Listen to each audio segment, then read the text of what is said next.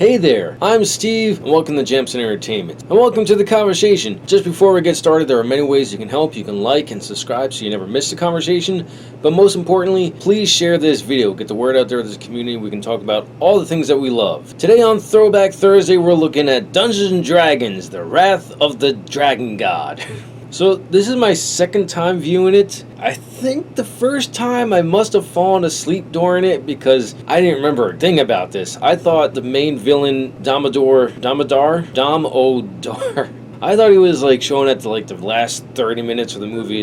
No, he's in it throughout the movie. He actually opens up the movie. He doesn't really do anything except run his mouth. He runs his mouth very slowly, just like he does in the first Dungeons and Dragons. All he wants is revenge on Ishmir. It's just a city, but I guess it's supposed to be a kingdom. And he has this Jamsin that's all-powerful, kind of, and it can summon the dragon god, which has been imprisoned for millennia.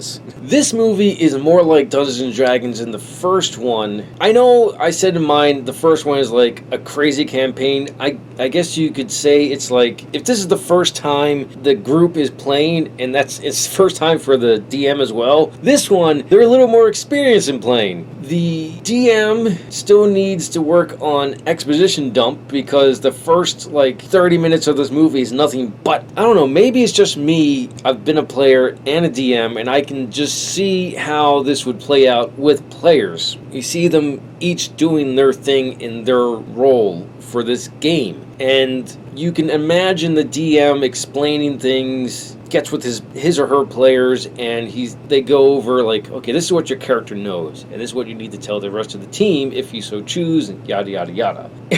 That's just how I see it. This movie does a really good job portraying Dungeons & Dragons. I'm not totally familiar with every detail in Dungeons & Dragons. I mean, technically there's 5.5 editions because it's 3.5. They probably pull from all the editions that were out at the time. I think this is before 4th edition. But they do a good job. But again, this movie suffers from, we're making a medieval fantasy.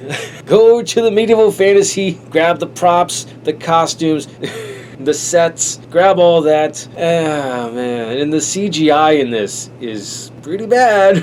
It's a decent movie. It's not terrible. I probably fell asleep the first time because I was really tired. The movie's good. Highly recommend you get it in the movie combo pack like I got, Blu-ray edition. They're not really worth getting on their own, even though both of them are good for a laugh. This one is good for a laugh. You can see all the effects because it's a lower budget film. I mean, there's just one point where they're in a dungeon and the fighter, he accidentally hits the wall with his sword, and you can tell that it's foam because he takes a chunk out of it.